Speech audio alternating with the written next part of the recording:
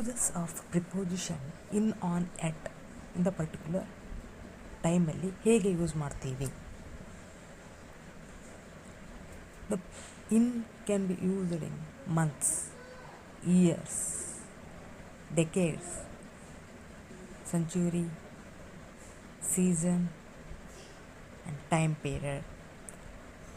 ಮಂತ್ಸಲ್ಲಿ in January, in months use ಮಾಡ್ತೀವಿ. ಇನ್ನು ಇಯರ್ಸಲ್ಲಿ ಇನ್ 1947, ಇನ್ 2024, ಇನ್ನು ಡೆಕೇಡ್ಸಲ್ಲಿ in the 1940s, in the 60s, ಸೆಂಚುರೀಸಲ್ಲಿ in the 21st century, in the 6th century, ಇನ್ನು ಸೀಸನಲ್ಲಿ in the spring, in the summer, in the winter, time ಪೀರಿಯಡಲ್ಲಿ in the past, in the future, in the last few years, months, weeks and days.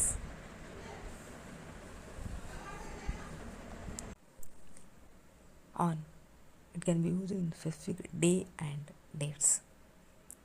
Some of examples: I will visit you on yesterday.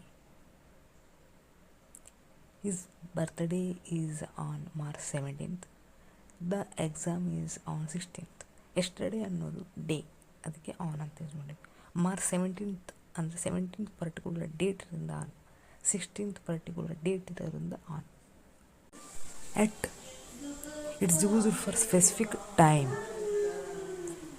Examples: at 6 o'clock, ಎಟ್ 9:30, ಎಟ್ 13.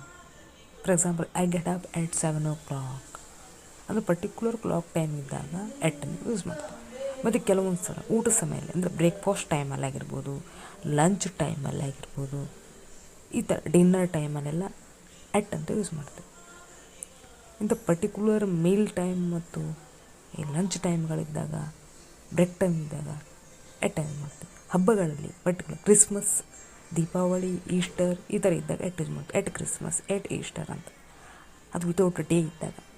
ಅದೇ day ಅದಕ್ಕೆ ಸೇರಿಸಿದೆ. Christmas day ಅಂತ ಬಂದರೆ on ಅಂತ use ಮಾಡ್ತೀವಿ. And particular night, ನೂನು ಇದ್ದಾಗ ಎಟ್ಟನ್ನು use ಮಾಡ್ತೀವಿ.